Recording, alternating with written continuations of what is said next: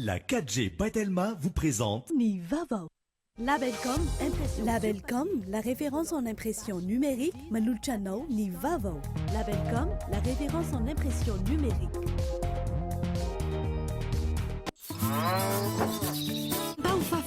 Ny fampalalam-baovao ho arahinao miaraka amin'ny Lavashkiri ho finaritra ny tontolo andronao. Ary finaritra miaraka amin'ny boky mazika ny Blue Line TV Manolotra anao ny fampalalam-baovao. safidy tsara indrindra.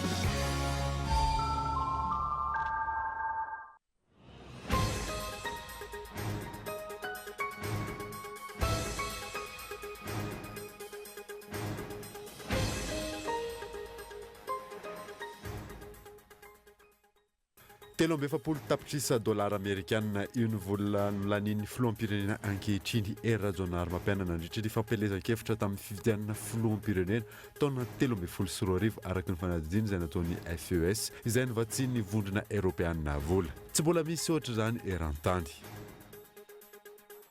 Tokony isolo isaka ny 20 taona ny karapanondrom-pirenena raha toka 10 taona izany teo aloha. Ialana amin'ny osika mety hitranga arahan'ny fanazavan'ny délégué-ny boriboritany izay nanaovana fanadihadiana.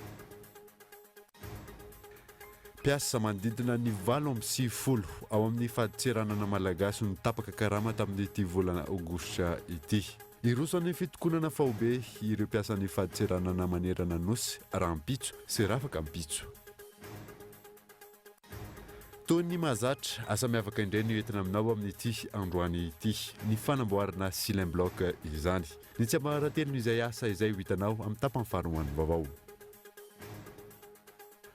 Maresaka iraisam-pirenena nitsopahan'ny fitondram-panjakana ao Birmanie ny tatitra farany izay nataon'ny firenena mikambana momba ny fitsikerana ny herisetra ataon'ny miaramila amin'ny toerana amin'ireo mponina silamo. Trangana tsy fanajana ny zon'olombelona maro no hitan'ireo mpanao famitorana avy amin'ny ONU ataon'ireo mpitandro amin'ny filaminana ao Birmanie. Nadidin'ireo arahanao afaka fotoana fohy.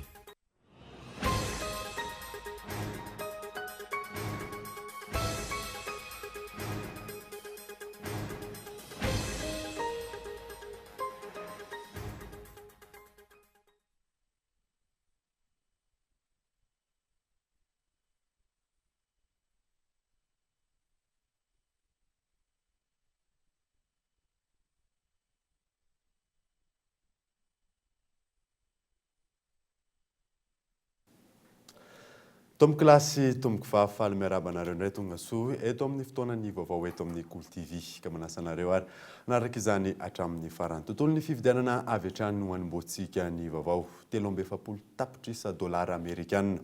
Io ny vola nolanin'ny filoham-pirenena ankehitriny Rajonary mampianana nandritra ny fampelezan-kevitra tamin'ny fividianana filoham-pirenena taona 2024 farany teo araka ny fanadidina izay nataon'ny FES izay novatsian'ny vondrona Eropeanina vola tsy mbola nisy ohatr'izany eran-tany. Fanadidina Raharsona Yanitry. Mitetina 7 tapitrisa dolara amerikanina ny vola nolanin'ny Rajonary mampianana hery na 2.7 miliara ariary.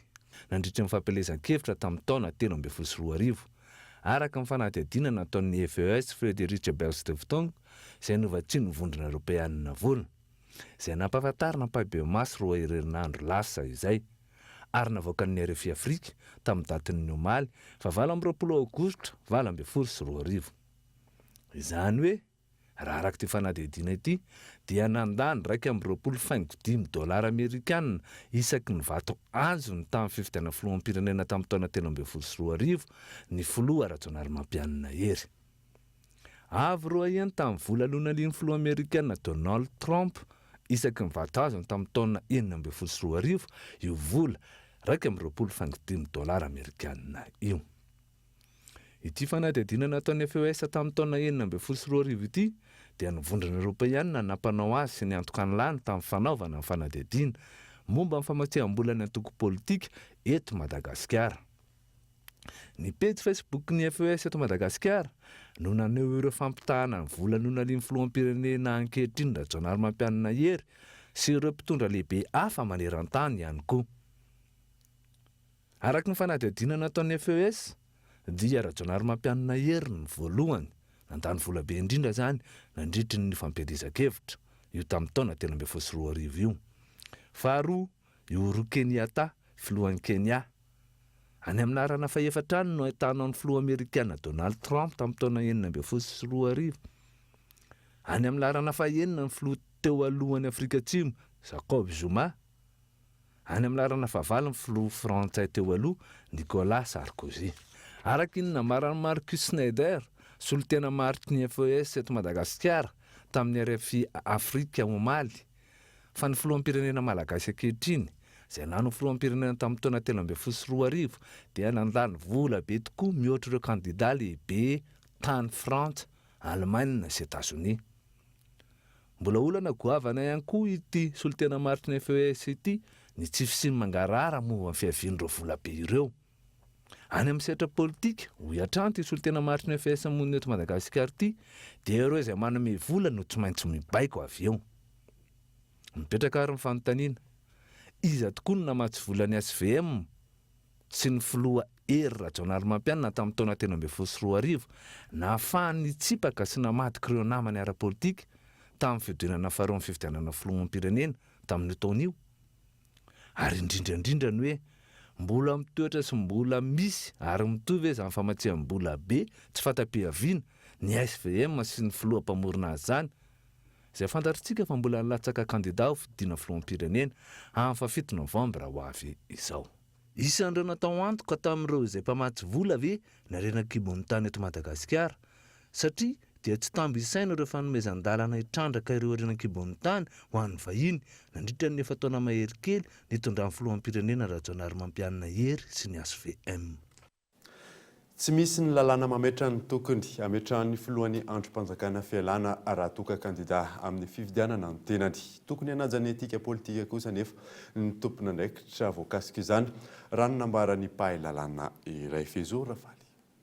Ny mikasika ny filoham-pirenena mpisolo toerana ihany no voarakitra amin'ny lalam-panorenana anjininy fahaenina amby 70 raha toka ho kandida ho fidiana ny filoham-perinasa. Tsy misy kosa raha ny fanazavan'ny mpahay lalàna na ny taniana ny lalàna mametra fa tokony ametra-pialana ny filohan'ny androm-panjakana toy ny filohan'ny antenimieram-pirenena raha toka hilatsaka ho fidiana ny tenany. Na izany aza nefa tokony hitovy avokoa ny kandida rehetra, antony tokony hanajan'ny tompona ndraikitra voakasika ny etika politika ka ametrahany fialana raha ny fanazavana. Marina fa tsy misy an'izay lalàna izay momba ny président de l'Assemblée nationale na ny Sénat na ny institution hafa. Kanefa kosa ny etika politika na hoe le fahatsiarovan-tena ampanao politika hoe amin'ny fipetrahana anaovana ny rary sy ny hitsiny ampahamarinana dia hita taratra amin'izay sahady zany le olona manao hoe olona hoe azo antoka ao sa tsy. Dia tokony hatsaro tena zany ilay olona hoe hiala ao satria raha isika zao ny hoe amin'ny fahavelomandrimatoa hoe Joseph Malefo hoe le misy ny hoe etika politika le olona fitondran-tenany olona fanaovana politika dia tokony amin'ny rano sy nitsiny anaraka ny zososoana dia tsy misy ary zavatra zay. Ka noho izany valiteny tsotra ihany na dia hoe na dia tsy misy ary ny lalàna ny fehan'ny zavatra zay tokony hiala aloha le olona satria ampisehoana fa hoe zaho dia olona azo antoka fa tsy hoe olom-poly saratrevafa. Raha tsy ahivina misitraka tombotsoa ara-bola betsaka kokoa ireo lehibe na androm-panjakana ka mety ho tombon-dainy ho azy amin'ny maha-kandida ny tenany. Isan'izany ny tahiry manokana ny fonds spéciaux ankoatra ny mari-karama sy ireo tambi-karama isan'ny tokony. Raha ny fantatra mahatratra 40 tapitrisa ariary ny karama sy tombotsoa sy trahany filohan'ny antenimieram-pirenena. 4 tapitrisa ariary amin'izany ny vatan-karama, fifandraisana eniny tsy ariary, solontsoloka na sarandalana 20 hatramin'ny 15 tapitrisa ariary. Fanomezana ohatra tsara araka ny fanazavan'ny mpahay lalàna trany ny fametraham-pialana na tsy voafaritra ny lalàna zany tokony hanaovany izany. Mitohy hatrany ny fionan'ny filoham-panorona ny IEM Andry Rajoelina amin'ny vahoaka malagasy tao amin'ny commune Antsahalava indray nitsidiany tamin'ity androany ity ary nitondrany ny vina mpampandrosoana ny Madagasikara teny an-toerana Henri Florian.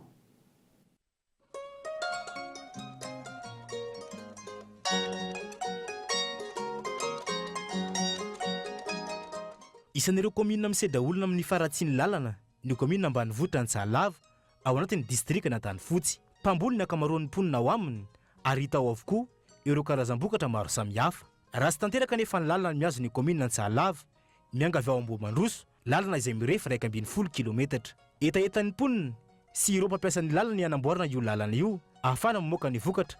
Eo ihany koa ampandrosoana ny commune. Mila fanampiana ny commune ahafahany vahoaka misitraka ny fampandrosoana. Anisan'ny voalohany amin'izany moa zany resaka lalana mampitomany ary tena mampijaly ny vahoaka lalana io nefa dia vola betsy tokofotoana vao mahavita tsy ara-kokomina. Ao koa zany sekoly ambara fa tena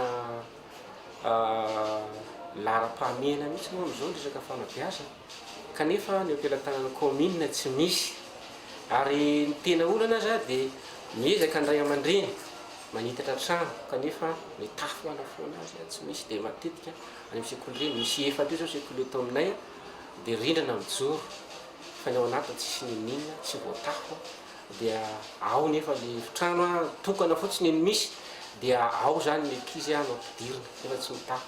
Tonga nitondra ny IEM na nivina mpampandrosoana ho an'ny Madagasikara ho an'ny komina Antsahalava ny filohampanoro Andry Rajoelina. Vahoaka maro ny tonga namaly ny antso ary tsy lahatra izy ireo amin'izany vivana mpampandrosoana izany. Mpitondra manana laminasa hoentina mpandrosana Madagasikara no ilaina.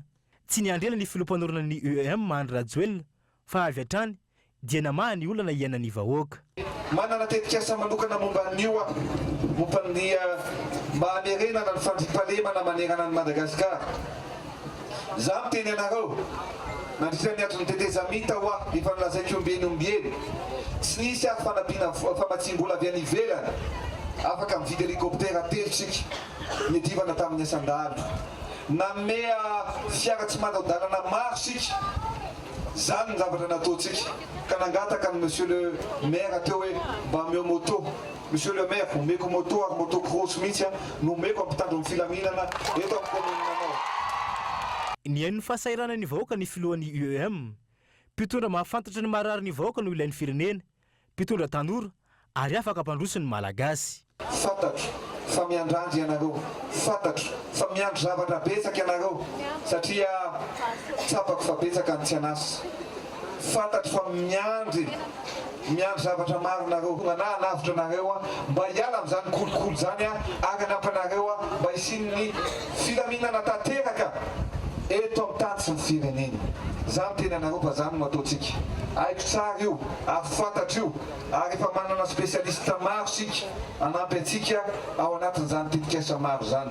Zay no natonga nanao an'ny IEM na miteny vahiny hoe initiative pour l'émergence de Madagascar na ny fandraisana andraikitra aingana hoentina hitondra vahaolana ampandrosoana ny firenena. Mpitondra manana vina no ilain'ny vahoaka malagasy ankehitriny amaha ny fahasahiranany. Mpitondra samy joro ary manana finavana ampandroso an'i Madagasikara. Isan'ny vaovao misongadina androany ihany koa dia tokony isolo isaky ny 20 taona ny karapanondrom-pirenena raha toka 10 taona izany teo aloha. Ialana amin'ny osika mety hitranga mofo raha ny fanazavan'ny délégation délégué-ny boriboritany izay nanaovana fanadihadiana Mikael Ramarona. Ilarana toy izao ny fanamboarana sy ny fanavaozana karapanondrom-pirenena noho ny fahatongavan'ny imprimeana karapanondro vaovao izay misy ny filigrama hampiavaka azy amin'ny imprime teo aloha. Efa amambolana maro izay no lany ka izao vao tonga izao ny imprime.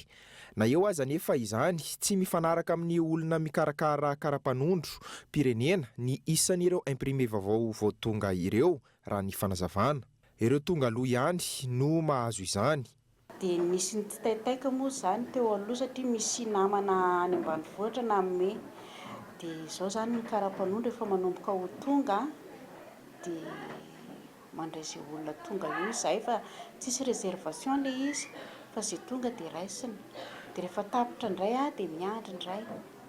Ankilan'izay dia tokony isolo isaky ny 20 taona ihany koa ny karapanondrom-pirenena mba hialana amin'ny mety sy ny osika isan-karazany. Teo aloha izy 10 taona fa zao zany namoaka lalàna fanjakana dia 20 taona vao afaka manova raha ohatra ka tsy simba ilay karapanondro. Maritra herinandro hatramin'ny 12 andro ny fanamboarana karapanondro izay miankina amin'ny boriboritany sy ny komina anambarana azy. Raha ho an'ny andron'ny fifidianana kosa dia afaka hanoloana ny karapanondrom-pirenena ny fahazahoan-dalana mamely fiarakodia ary ny pasiporo. Eo am-piandrasana fiverenana ilay lisam-pifidianana ofisialy eny anivon'ny fokontany amin'izao fotoana izao. Io lisitra io nahafantarana ny isa marina ho an'ny mpifidy voasoratra anarana ny 15 aprily lasa teo. Mampionana rakotoarson. Ny tombo amin'ny ankapobeny ny isan'ny mpifidy ny soratra anarana ao anatin'ny lisam-pifidianana izay nitovanana ny 15 aprily lasa teo iny. Ho an'ny teny amin'ny fokotany Antsalova fami manokana manodidina ny 9,000 eo eo ny tonga nanoratra ny anarany raha toa ka 5,000 izany tamin'ny fifidianana filoham-pirenena tamin'ny taona 2024.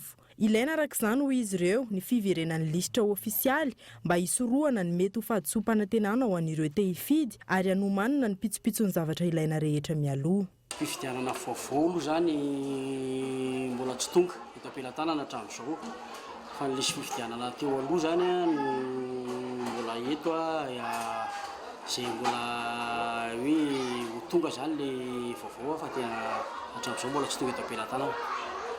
Mbola tsy fantatra mazava ihany koa ny isan'ny mpifidy ofisialy voasoratra ao anaty lisam-pifidianana ho an'ny fokotany lalam-by sy ny manodidina. Hatreto miandry ny fahatongavan'ny lisitra ofisialy izy ireo.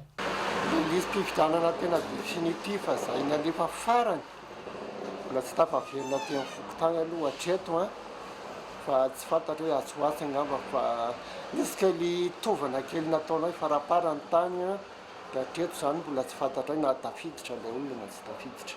Tsy maintsy tokony hiverina izay satria mety mandalo ny olona manamarina ny momba azy dia tokony mena fahafaham-pony olona mba hijery an'ilay izy. Tena tafiditra daholo ny olona izay nampidirina taty afara dia tokony 300,000 eo izy manodidina 300,000 eo zany mifidy eto aminay. Ilana fijerena mialoha ihany koa hiatrany izy ireo ny biro fandatsaham-bato izay saika nahitana fitomboany avokoa eny anivon'ny fokotany tsirairay. Tanjona ho azy ireo ny isian'ny fifidianana ao anatin'ny filaminana tanteraka. Manodidina izay fifidianana izay hatrany dia nitombo 7,7 ny isan'ny biro-pifidianana hanatanterahana ny fifidianana filoham-pirenena amin'ny volana novambra ho avy izao raha ampitahina tamin'ny fifidianana teo aloha araka ny tapaky ny teo anivon'ny Seny omaly. Hiamafy manoloana izany fiararamaso ataon'ny fiarahamonim-pirenena sy misehatra maro samihafa miantarandriana. Tapaka omaly fa mitombo 7,7 noho tamin'ny fifidianana teo aloha ny isan'ny biro-pifidianana natanterahana ny fifidianana filoham-pirenena ny volana novambra izao. Araka izany mahatratra 12,7 sy 4 alina ny isan'ny biro-pifidianana manerana nosy amin'ity taona ity raha toa ka 12 sy 4 alina izany tamin'ny fifidianana filoham-pirenena farany. Manoloana io na misy aza ny fanamafisana ny fanaramaso ataon'ireo fiarahamonim-pirenena samihafa mipetraka hatrany ny ayainy amin'ny fangaran'ny fifidianana. Misy mihitsy na ny fifidianana tonga lafatra izany na ny États-Unis na ny Allemagne na ny Japon na iza na iza maika fety Madagasikara. Noho izany zany ny fanaramaso ataonay tsy diso mihitsy hoe tsy maintsy ho tonga lafatra ny fifidianana fa ny zavatra azonay tenena fotsiny dia ny hoe ny kamefikiny hoe toy ny natao hatramin'izay mbola tsisy fifidianana ary dia efa niomana ny fifidianana. Maika moa fa hoe isy ny fifidianana efa tsara homana tsara mihitsy zay ao anatin'ny tantara io. En fait ny 119 district aloha zany ho rakotra. 119 sur 119 district zany misy observation amin'ny KMF-ny daholo. Ny famerany lalàna ny amin'ny tsy fahafana manisy mpifidy mihoatra ny 700 amin'ny biro-pifidianana iray no antony betsaka nampitombo ny isan'ny biro-pifidianana izay araka ny anambarany teo anivon'ny Seny hatrany. Ankoatra izay ny fisiany fangatahana biro-pifidianana vaovao, misy ankilan'ireo fepetra manokana entiny hisorohana ny mety ho fangalaram-bato. Ho avoaka ny eto anivon'ny Seny ho fantatry ny be sy ny maro amin'ny alalan'ny fomba rehetra, ny isa, ny toerana misy ary ny lisitry ny biro-pifidianana manerana Madagasikara. Ho atao petadrindrina eto amin'ny biro-ny Seny ho alefa any anivon'ny site any Seny ho alefa any amin'ny ratsamangaiky ny Seny rehetra ary ho avoaka amin'ny gazety mpanjakana.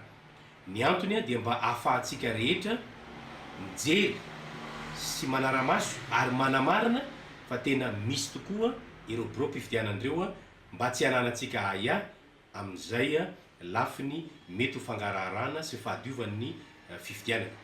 Ho alefa ihany koa ny lisam-pifidianana hanomboka androany ny fanotana ny lisam-pifidianana ka ho azontsika hojerena ihany koa ny lisam-pifidianana mifanaraka amin'ny biro-pifidianana. Raha tsy ahivina misy 7,703 sy 1 alina sy 7,6 tapidrisa ny mpifidy amin'ity fifidianana filoham-pirenena ity. Amin'ny herinandro ho avy izao kosa no hiverina eny anivon'ny fokotany ireo lisitra raha ny fanazavana. Lafim-baovao hafa kosa indray dia mpiasa manodidina ny 7 ao amin'ny fahatoeranana malagasy ny tapaka karama tamin'ity volana aogositra ity. Eroso amin'ny fitokonana faobe ireo mpiasa ny fahatoeranana manerana nosy rampitso sy rafakapitso fezo ravaly. Fanapahana karama tsy aradrariny famonoana olona izay no andraisan'ny sindika ny mpiasan'ny fahatoeranana ny fanapahana ny karaman'ireo mpiasa misy 7 tamin'ity volana ity. Anton'izany raha ny fanazavana ny fandraisan'izy ireo anjara tamin'ny fitokonana izay nataony ny mpiasa ny fahatoeranana manerana ny nosy. Rehefa tapahana ilay izy moa zany dia ny zavatra misy dia sahala amin'izao. Ity moa zany ohatr'izao mena ilay zavatra dia tsipika mena be ohatr'izao fotsiny ny avy eo no ananovana azy. Rehefa nandeha moa izay nangataka ny hoe inona aiza ny taratasy izay notifianay manapaka ny zavatra io dia namaly ny tato amin'ny eo amin'ny solda ny hoe manova fangatahana ny ministra tompona andraikitra fa tsy mahefa afaka manome an'izany izy. Fantatritsika tsara fa apiditra mpianatra amin'izao fotoana izao, hiditra mois de septembre tsika izao. Raha tena tenenina zany dia azo lazaina fa famonoan'olona mihitsiny no atao amin'ny mpiasa ny fahatoeranana satria rehefa mitokana dia tapahana ny zoan'izy ireo. Manoloan'izany, iroso amin'ny fitokonana ireo mpiasa manerana ny nosy rampitso sy rafakapitso. Dia mba ho fanehoana tsy fankasitrahana ny zavatra ataon'ny ministeran'ny finansa satria efa sangy mihoatra ny loha loatra izao zavatra atao izao. Anatanteraka n'izay grève de solidarité izay ny 30 sy ny 31 rapitso sy rafakapitso zany préavis napetraka tany sao dia hiteny indray hoe tsy légal. Préavis napetraka tany amin'ny ministeran'ny fonction publique sy ministeran'ny finance dia grève illimité mandra-pahatonga ny fisian'ny valy mahafapo amin'ny fitakiana. Tompona andraikitra feno amin'izany ny ministry ny vola sy ny teti-bola raha ny fanazavany. Tsy asa arak'izany ireo mpiasa mivondrona ao amin'ny sampidona ny sindikan'ny mpiasan'ny fahatoeranana. Raha tsy ahivina mahatratra 5 ariary isan'andro ny fatiantoka teraka ny fitokonana ny mpiasan'ny fahatoeranana. Miantso ireo mpanjifa sy mpandraraha ho tony sy hanohana azy ireo ny mpiasan'ny fahatoeranana. Tonga eto amin'ny pejin'ny dokavatra mahazatra anao anatin'ny fampahalalam-baovao isika amin'izao fotoana izao manasanao ary anaraka izany aorinan'izay hijeriny tontolon'ny agent de sécurité eto Madagasikara isika fa eo ihany koa fony tsy ambaratelon'ny asa miavaka an'io dia ny fanamboarana silem bloc izany rehefa avy eo ary.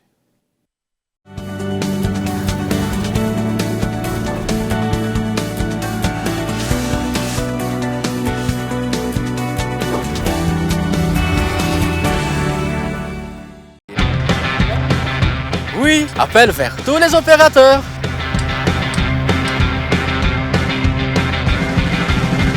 Oui, appel à l'international inclus. Oui, mes SMS, je ne les compte plus.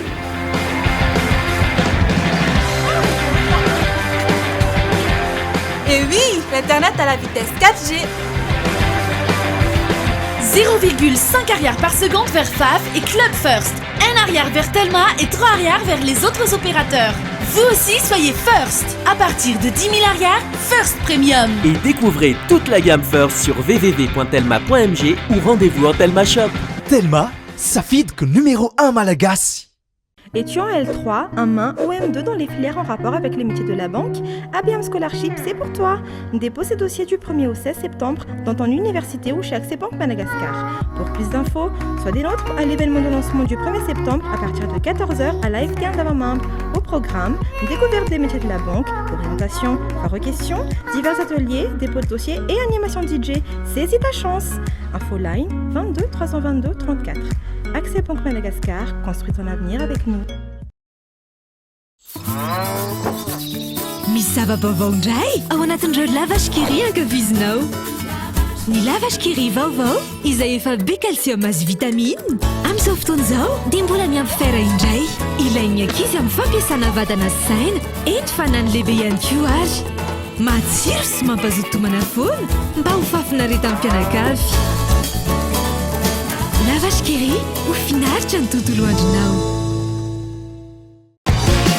Ary finaritra miaraka amin'ny boky magique an'ny Blue Line TV, ny foot, film série, dessin animé, ny vaovao maneran-tany, télé-réalité. Araraotsy fa amin'izao fotoan'izao dia 0 ariary ny décodeur raha maka boky mazika mandritra ny 3 volana ianao. Ary rehefa mampiditra fahana mialoha dia mahazo bonus 7 andro be izao ahafahanao mijery ireo chaîne rehetra. Blue Line TV, safidy tsara indrindra.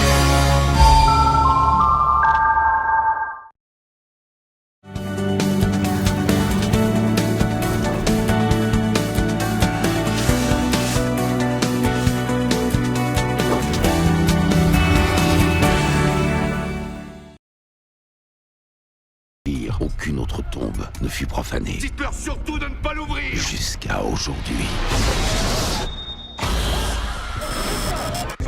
Il dit qu'on peut pas entrer là-dedans. Je t'en prie, c'est la découverte du siècle. Vous êtes tarés de penser que j'irai pas là-bas avec vous. Restez groupés. Et surtout ne touchez à rien. Regarde-moi ça. Qu'est-ce que c'est? Ces inscriptions racontent une histoire. C'est un avertissement. Pour avertir de quoi? Il semble avoir été construit dans un but précis. D'empêcher de sortir quiconque y pénétrera. Vous avez entendu ça?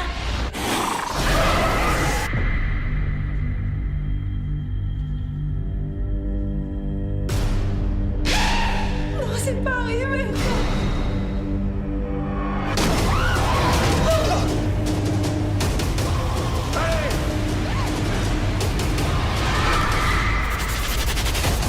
fa ny anoizantsika ny vaovao kosa indray dia ny fahatamarakery sy fifondronana ataon'ny vehivavy rehetra no han'ny lalana tokana ahafahana mahatratra ny tanjona ialana amin'ny herisetra amin'izy ireo mba ho afaka hitondra fampandrosoana ho an'ny firenena. Izay no nisongadana nandritra ny fankalazana ny fahatserovana natokana ny fahazato taonan'ny Albertina Sisulu izay miady hatrany moa ho an'izo ny vehivavy mampionona rakotoarso. Antsasa manila amponiny eto Madagasikara vehivavy avokoa, mbola tsy manana ny anjara toerana eo amin'ny fampandrosoana ny toe-karena nefa izy ireo. Ny fandraisana andraikitra amin'ny fitakiana sy ny fanatanterahana ny adidy izay faran'ny fampandrosoana no tsy ampy raha ny fanazavana azo. Tsy afaka isy fampandrosoana mihitsy zany raha tsy mandray andraikitra isika vehivavy sy manana ny toerana izay tokony sazatsika izay tsisy afaka mitaky an'izany raha tsy tsika ihany. Mbola lavitrezaka ihany koa arak'izany raha ny fanazavana hatrany ny fipetrahany zo tokony ananan'ny vehivavy na eo aza ireo endrika fitakiana maro samihafa na nehoana izany ankehitriny sy ireo efa nanolo-tena nitaky izany hatrany.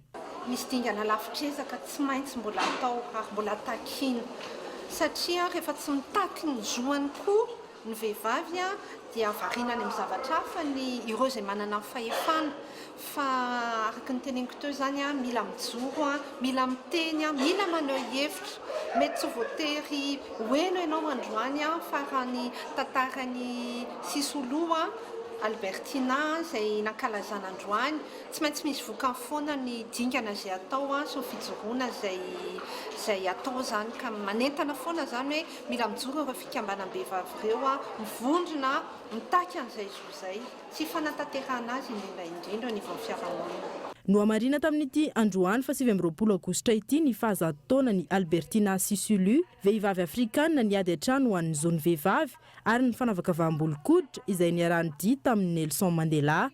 Albertina Sisulu izay nodimandry teo amin'ny 12 taonany. Tsy mbola mahazo vana eto Madagasikara ny responsabilité sociétale des entreprises tokony hipetraka amin'ny fomba fitantanana ny orinasa ny RSE manoloana izany ho ny tompon'andraikitra mpisehatra miantona Drianaivo. Azo lazaina ho mbola eo amin'ny fanombohana raha oharina ny firenena hafa i Madagasikara amin'ny fametrahana ny RSE na ny responsabilité sociétale des entreprises. Mifandray amin'ny fitantanana eo anivon'ny orinasa nefa izany na tsy misy aza ny lalàna mametra ny fametrahana ny RSE eto amintsika. Tombony ho an'ny orinasa ny fampiarana izany raha nambaran'ireo tompon'andraikitra. Mbola betsaka zany ny défi zavatra mbola azo atsaraina sy mbola tokony apetraka amin'ny orinasa tsirairay. Raha resaka RSE tsika tokony tena mipetraka ao anatiny fomba fitantanana le orinasa mihitsy zany le RSE fa tsy tokony ho raisina hoe zavatra anankiray mandeha mitokana fa tena hoe miditra mihitsy zany hoe ao anatin'ny fomba fitantanana amin'ny andavanandro zany hoe voakasika an'izay ny fomba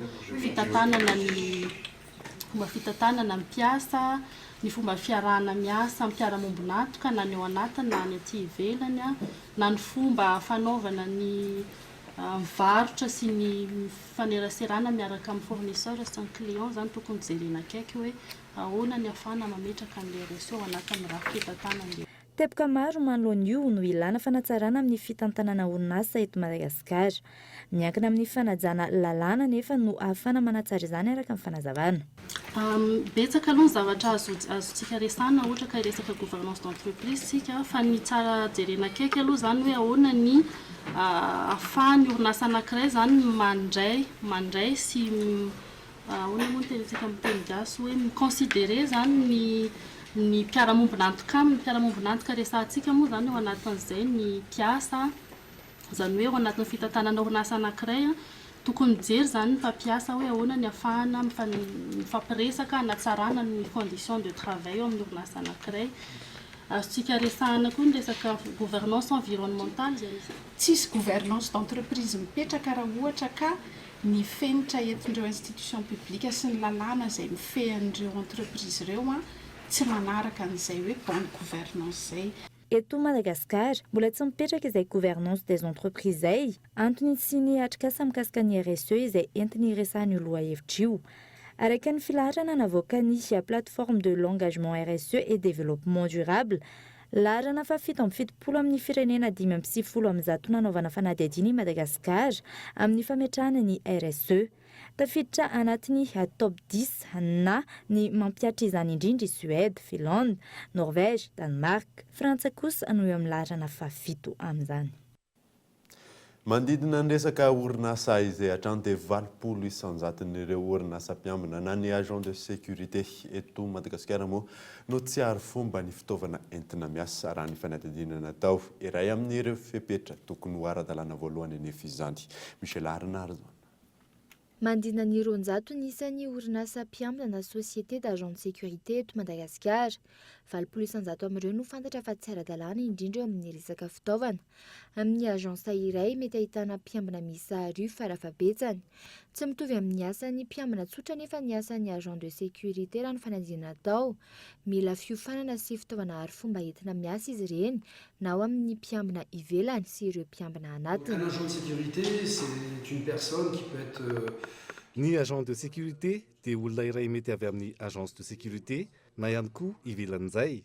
Ny tsy mampitovy azy ireny amin'ny mpitandron'ny filaminana dia ny tsy fahazoan'izy ireny mitazona fitaovam-piadiana. Amin'ny ankapobeny, matraque, menotte, sifflet sy check-phone no fitaovana ahafahany miasa.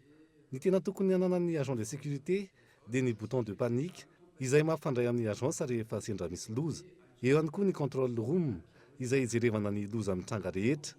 Rehefa ireo rehetra ireo no tsy voaja dia tsy azo antoka ny agence de sécurité iray.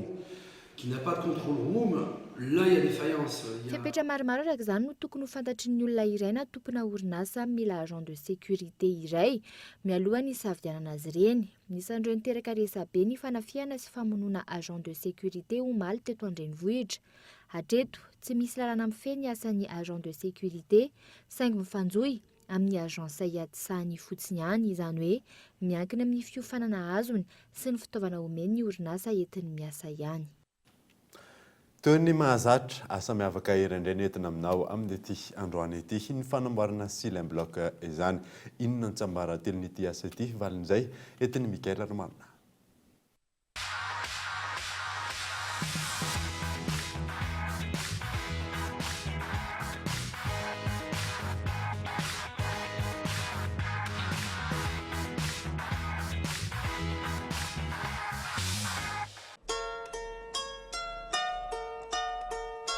Asa toy ny asa tena rehetra ny fanamboarana silem bloc, asa tanana nefa mila fahaizana. Ho an'ny Rakoto Ralahy Herniaina, efa antaonany maro izy no nanao ity asa ity, mahavelona ny asa hoy izy. Izy misy foana zany isan'andro, tsy maintsy hoe vakilao foana no ohatr'izany. Be da be rehefa fiara, rehefa tomobile zany mety amboarina azy daholo.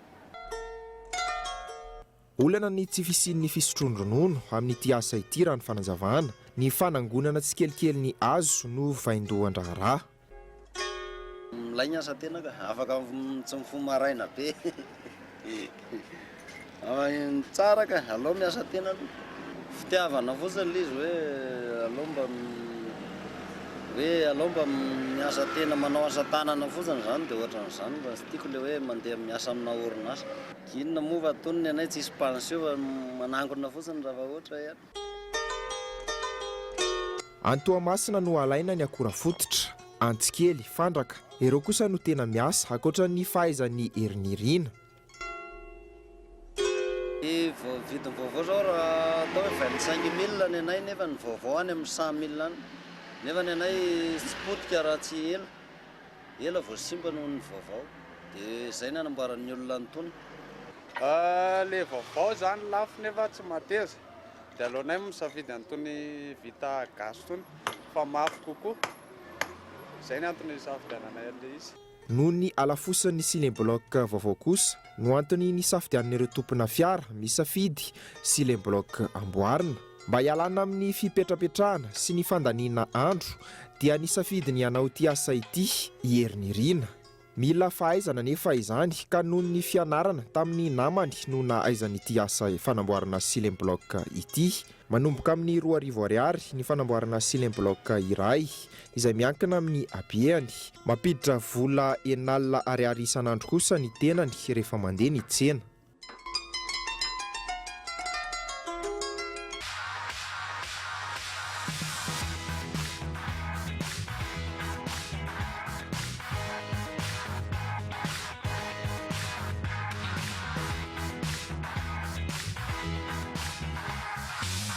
Izay mivadiantsika maresaka iraisam-pirenena dia nitsipahany fitondram-panjakana ao Birmanie nitatitra faran'izay nataon'ny firenena mikambana momba ny fitsikerana ny herisetra izay ataon'ny miaramila ao an-toerana amin'ny ireo mponina silamo. Tranga tsy fanajana zon'olombelona maro moa ny hitan'ireo mpanao famotorana ny ONU ataon'ireo mpitandron'ny filaminana ao Birmanie fanadina. Tokony anaiky ny heloka samihafa ataony amin'ireo mponina silamo Rohingya. Ny tompony ndraiky mpanjakana indrindra ireo miaramila ao Birmanie, hoy Antonio Guterres, sekretera jeneraly amin'ny firenena mikambana. Araka ny fanazavana, tsy maintsy ampiakariny eo anivon'ny fitsarana iraisam pirenena ny raharaha tao arian'ity tatitra navoaka ny firenena mikambana, izay ananan'ireo mpanao famotorana porofo mazava, manatsikafona ny fisian'ny herisetra sy ny fampiasa-kery ataon'ny miaramila ao Birmanie ireo mponina silamo Rohingya.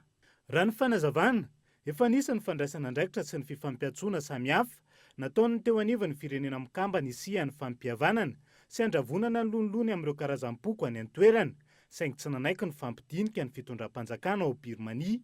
Mitaky ny fitondrana ny raharaha eo anivon'ny filan-kevitra ny fandriam-pahalemana eo anivon'ny firenena mikambana sy ny fitsarana iraisam-pirenena. Arak'izany, ireto mpanao famotorana eo anivon'ny ONU ireto maika ny fandraisana fanapahan-kevitra mahakasika ity raharaha ity, hoy Etazonia sy ireo firenena mpikambana sasany eo anivon'ny ONU.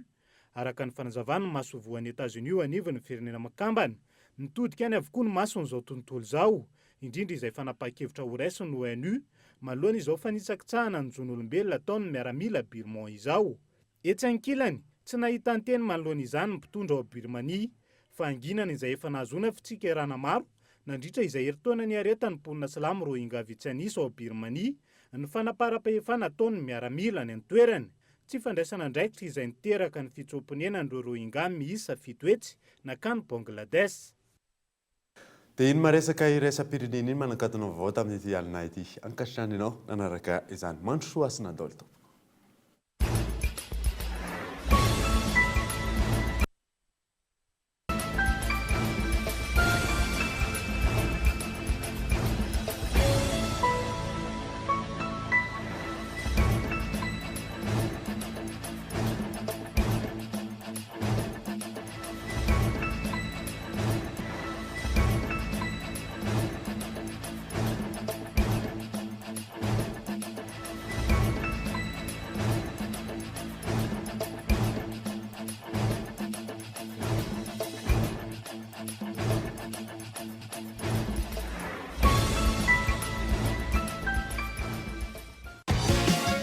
Finaritra miaraka amin'ny boky mazika ny Blue Line TV narahinao teo ny fampalalambavao miaraka tamin'ny tsara indrindra.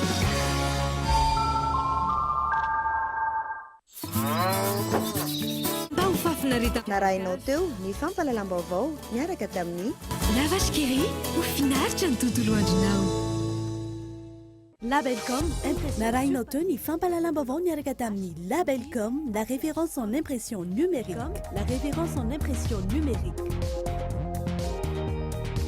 La 4G by Telma vous a présenté Ni Vavo.